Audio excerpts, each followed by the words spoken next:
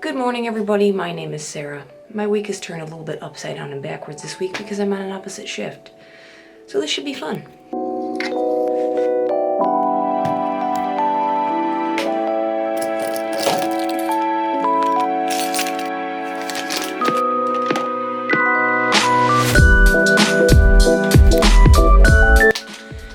So it occurs to me that I'm feeling a little less myself and under the weather because in the wintertime, my nutrition probably isn't as good as it should be.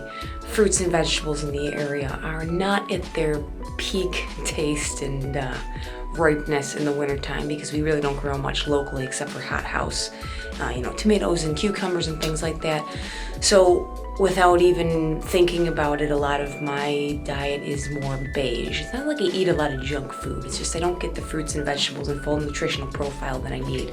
So I'm gonna start taking some multivitamins during the winter to help kind of boost my nutrition because, let's face it, sometimes we don't pay attention as much as we should.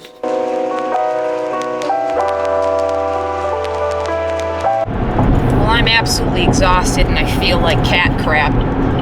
I don't know if I'm just still kind of under the weather or if I'm just having a hard time adjusting to the change in hours. I guess it's to be expected. I'm more of a morning person, but after you work nights for a while, it's you just get used to that particular routine. So this coffee I just got might be the make or break for my day. But I'm on my way home. I think the secret for me right now is going to be to go home and get engaged in doing something, because if I'm this tired and I get home, I'm probably going to take a nap. And for me, a nap is never like a half an hour cat nap or anything like that. I'm down for a couple hours. If I'm tired enough to fall asleep, I'm unfortunately wasting part of the day, and then I can't fall asleep for the night. So I'm going to try my best to get engaged in doing something. I'm supposed to have a strength day today. I'm actually very sore in the upper body still, my back and my shoulders. I do have a back injury, which may be contributing to the back pain I had yesterday. I have some herniated discs from a car accident. So I don't know if I'm going to push it for a strength day unless I do something real mild. And I might jump on the bike for a quick recovery ride. I'm on the fence because if I am kind of fighting off some kind of sickness, rest might be the best thing to do. But I'll make that decision when I kind of get home, get settled. I do have a few things that I need to do, so I'll see how I feel once the caffeine kicks in and I get home and see where my impetus is. But Swift is always waiting for me.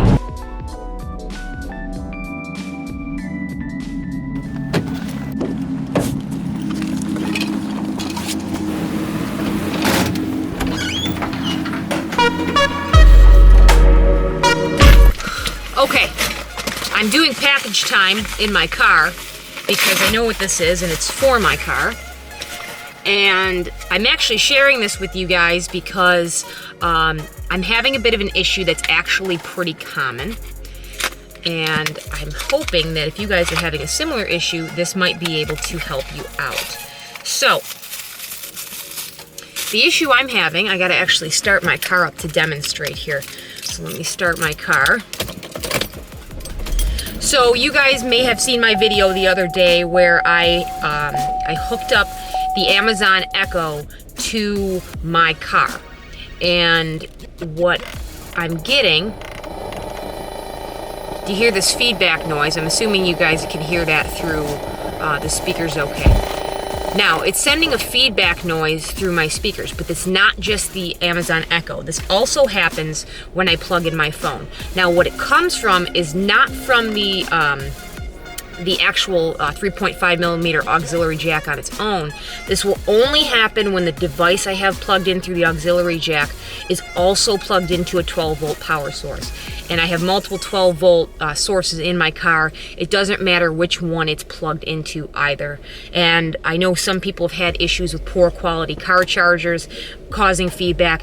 This happens with any style charger. It happens with the Verizon brand charger. It's also happening to a lesser degree now that I tried a power inverter. It cuts some of the feedback noise, but it doesn't make it disappear.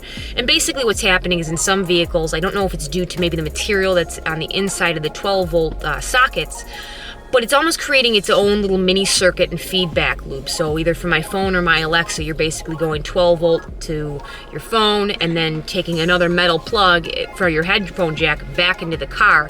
And when the engine's running, it's causing this kind of interference or this feedback noise.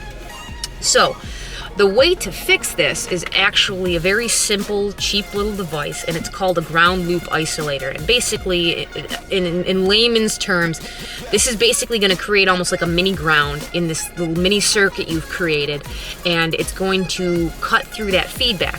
Because the quality of sound, generally speaking, if people have this issue, the music sounds fine, but there's this concurrent noise that goes, through your speakers at the same time, so that maybe when the music's loud and there's a lot of different frequencies, highs, lows, your bass is loud, you might not be able to hear it, but when the music gets to a quiet portion or between tracks, you've got this really irritating feedback noise that's just disrupting your sound. So this is a very simple Auki device. I bought this on Amazon. This is not something that you'll usually find at a Best Buy. I think you can find it at bestbuy.com, but it's not something that you're going to find in store. You might be able to find something like this at a Radio Shack or Fry's or some kind of specialty electronics shop, but it's a very simple device. So this one has a small 3.5 millimeter extension cable, and then it's got the ground loop isolator itself. And basically what I'm going to do is I'm going to take my extension cable, I'm going to plug it into the car's accessory port. You'll have to excuse me, the radio just came on. So I've got that plugged into my my glove box, or my center console rather. And now I'm going to take the source from my, right now it's the Echo, and I'm going to plug it into the other end here, and theoretically the sound should go away. So I have my radio cranked to pretty much 100%, and I no longer have any feedback noise coming through my speakers. And I will go ahead, I gotta turn this down or else I'm gonna drown myself out. Alexa, play rock music. Here's a station for rock music. So you can see I had it on pretty loud, and that feedback noise is completely gone.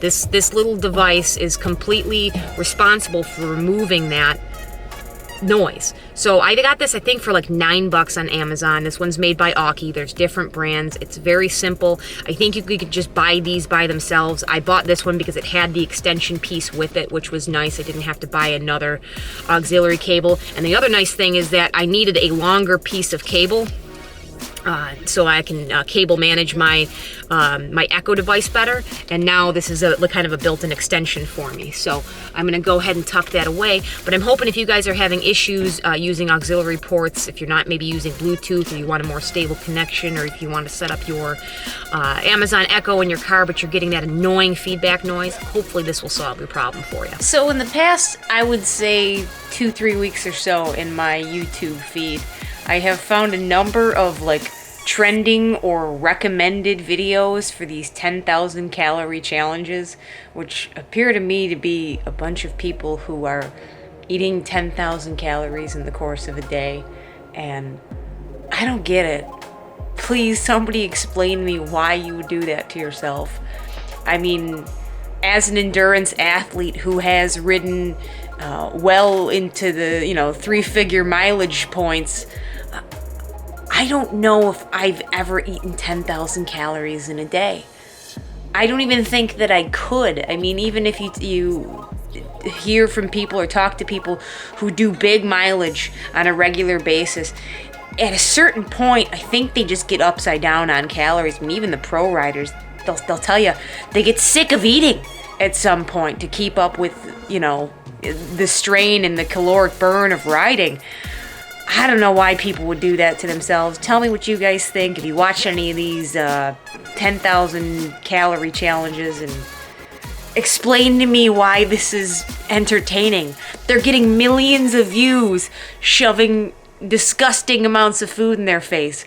Is this just like an American obsession with food? I don't get it. Please explain it to me.